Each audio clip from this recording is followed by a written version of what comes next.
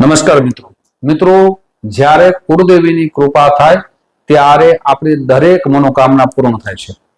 જેના ઘરની અંદર કુળદેવીની રોજ પૂજા થતા હોય, એ શ્રદ્ધાને ભાવથી માનતા હોય, તેમના કુળદેવીની માથે પ્રસન્ન રહે છે। હવે કુળદેવીને પ્રસન્ન કરવા માટે સરળ ઉપાય બતાવું છું।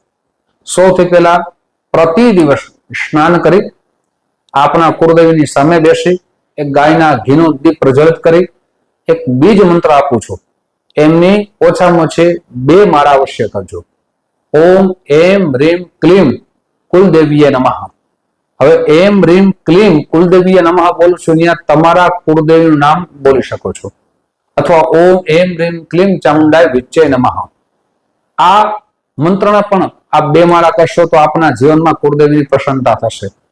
અષ્ટમીના દિવસે એક માસમાં તો આપણે પ્રતિ દિવસ કુળદેવીને થાળ ધરવો જોઈએ, પણ રોજ ન થઈ શકે તો અષ્ટમીના દિવસે આપ ખીર બનાવી થાળ ધરી અને એ પ્રસાદ આપને બધાને સાથે લેવાનો છે।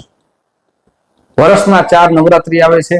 4 નવરાત્રીમાંથી 2 નવરાત્રીમાં તમારા કુળદેવીના દર્શન કરો, અને જ્યારે દર્શન કરવા જાઓ ત્યારે એમની ખાસ આપ પૂજા કરો। જો આ રીતે કરવામાં આવશે તો તમારા કુળદેવીની પ્રસન્નતા વધી જશે અને આપની મનોકામના પૂર્ણ થશે। નમસ્કાર।